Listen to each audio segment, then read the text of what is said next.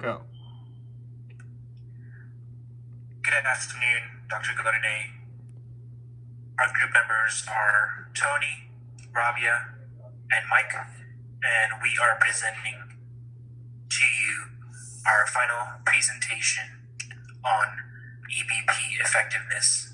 The title of our presentation is Social Isolation and Loneliness Among Older Adults, the Hidden Epidemic.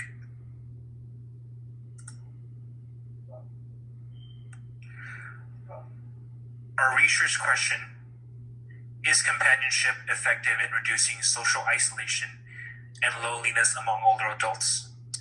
The reason why our group chose this specific population and question is that we are all in gerontology in our specialization fields, and we have passion in ensuring that our elderly population or older adults predominantly experience a quality of life, however way, shape, or form.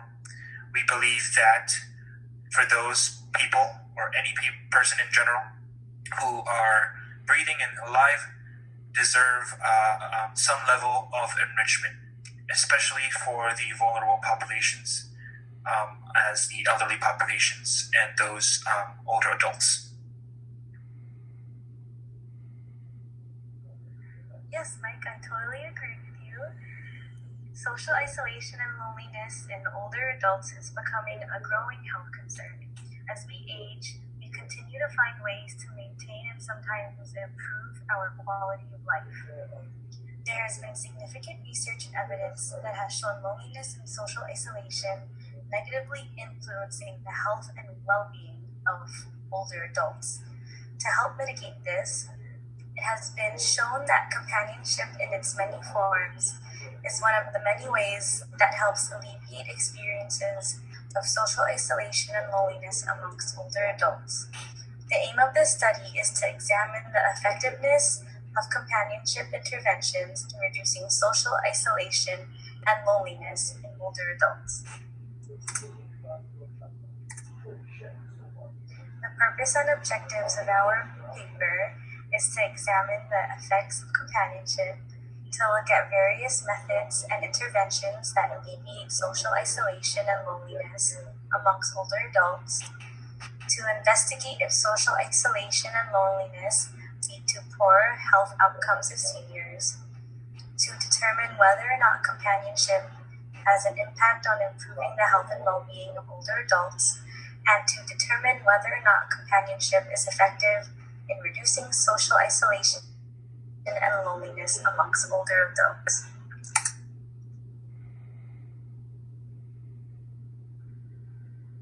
Hey, this is Tony. I'm doing the data collection, part of our PowerPoint, and our inclusion criteria include studies concerning community dwelling seniors who are 65 and older, studies that must be centered in focusing on the relationship between companionship and health and well-being of older adults, studies done from other places throughout the world, studies centered and focusing on social isolation and loneliness amongst older adults, and finally, studies that may include caregiver experiences and perspectives in working older adults. And our exclusion criteria is studies done with a small sample.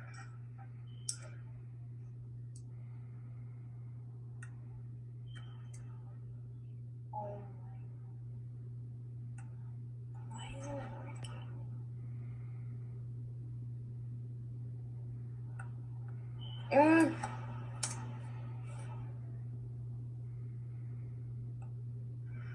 our methods section, we're using studies with qualitative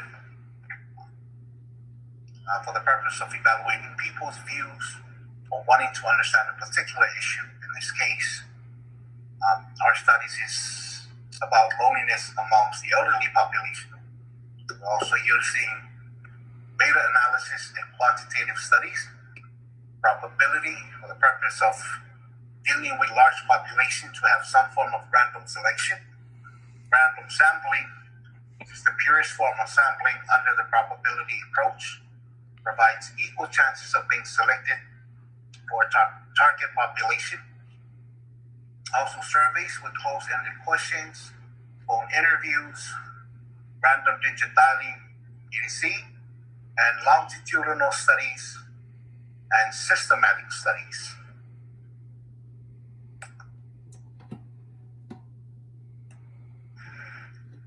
These are the results that I gathered from my two sources or two articles. First one was Gen et al. 2019, and the second was the Journal of the American Geriatric Society 2019. The research has shown that social support has an important influence on the incidence of depression and loneliness.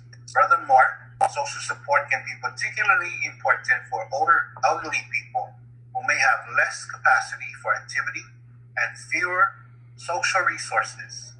The Journal of the American Geriatric Society revealed that the risks of loneliness may be of particular concern to persons with serious illness, as patients and caregivers cope with the experience of loss of independence, and increasing care needs.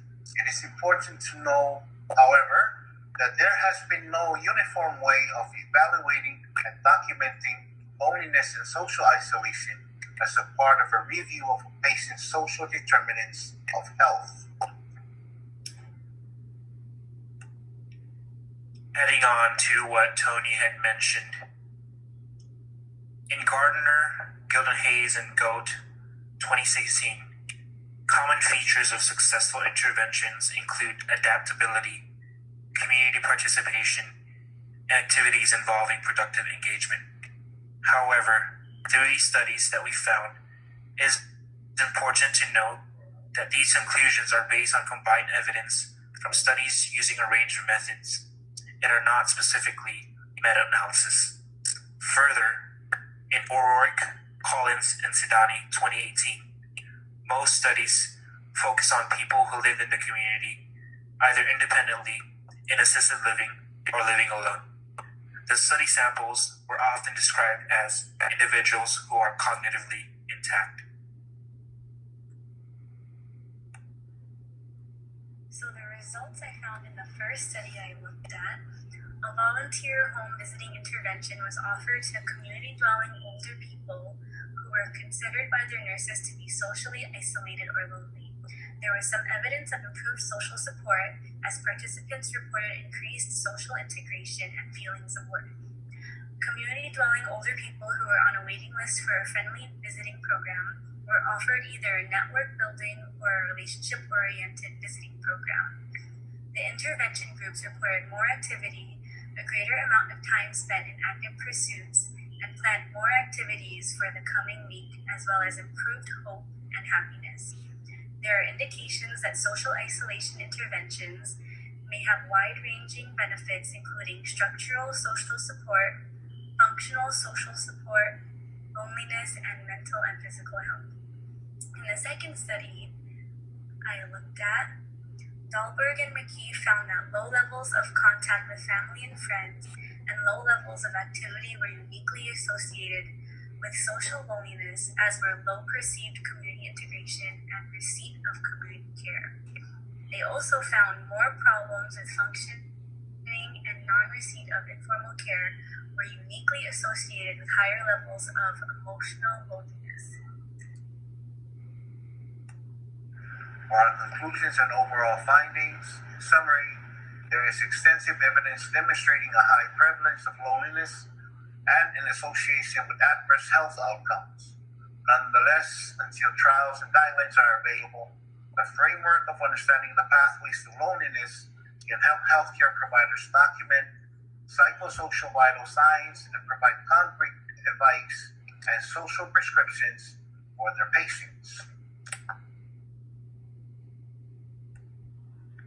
In addition to what Tony had shared with conclusion and or overall findings on the second bullet, in Gardner, Gilden Hayes, and Goit 2016, 3 common characteristics of effectiveness interventions were identified. 1. Adaptability of an intervention to a local context was seen as key for ensuring success where interventions have been implemented by national and or local organizations. 2. A community development approach where service users are involved in the design and implementation of interventions. And finally, 3. Interventions that supported productive engagement seem to be more successful in alleviating social isolation than those involving passive activities or those with no explicit goal or purpose. Furthermore, in work, Collins and Sidani 2018, both in-person interactions and interactions occurring over the telephone or emails were described, in addition to maintaining familial relationships, family, and friends, have helped older adults and individuals reduce feelings of social isolation and loneliness. Further, we found that social participation, community-based activities through volunteer work, joining clubs, small groups, dancing, recreational activities, and providing social support is what helped ameliorate loneliness among older adults and elderly populations. Collectively, the findings from Dahlberg and McKee's study strongly suggest that interventions to prevent and reduce loneliness in older people need to be designed with regard to the nature of loneliness. Their findings suggest that interventions to reduce loneliness generically should particularly target the widowed, examine financial concerns, and promote activities that have the potential to raise well-being and self-esteem.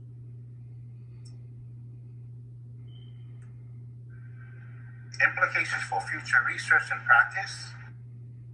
Given the prevalence and the significant health effects, it is no longer acceptable to ignore loneliness, and it is time to bring this epidemic to the forefront and start to offer meaningful solutions.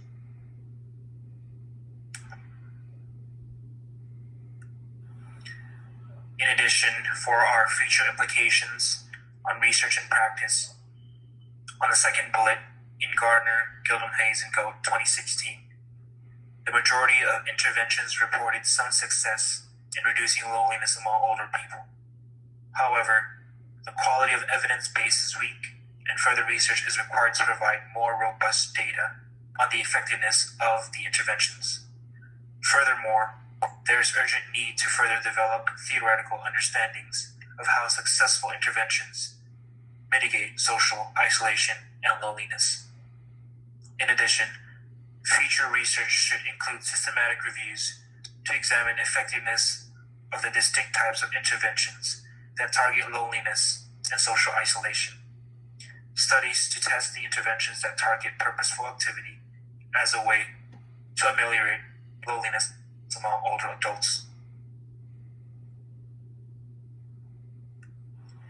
In conclusion, as upcoming social work practitioners in the field of the helping profession, we believe and we feel that having that lived awareness on folks who are experiencing social isolation and loneliness, and ensure we as social workers implement, integrate, and collaborate within our communities to help ensure that these people are receiving some type of service that helps reduce their feelings of social isolation and loneliness.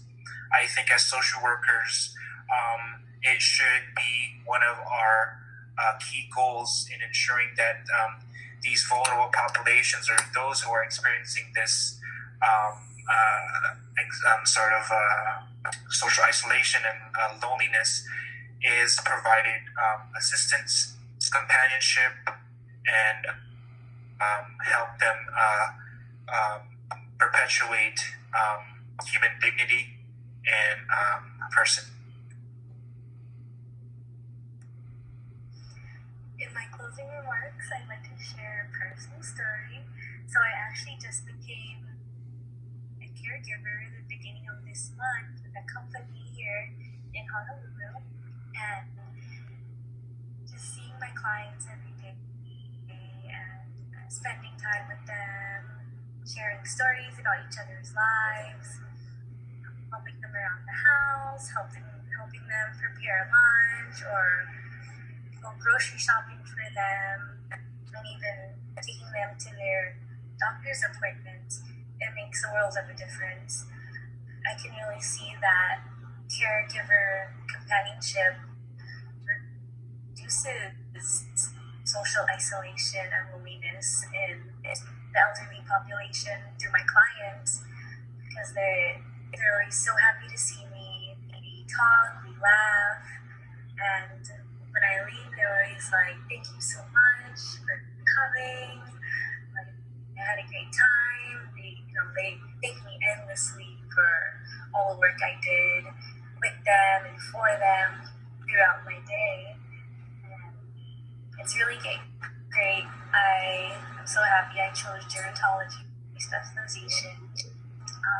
Yeah, I'd like to thank you, Dr. Marita Godinay, for a wonderful semester, both in class and virtually.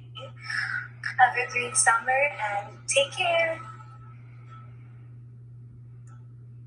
I just want to conclude by saying, after telling Dr. Godinay for this semester, how you put up with us, and thank you for sharing your knowledge and understanding in our class. We had a good time, and hopefully we will see you again in the future. So take care and God bless. Have a great summer. Mahalo.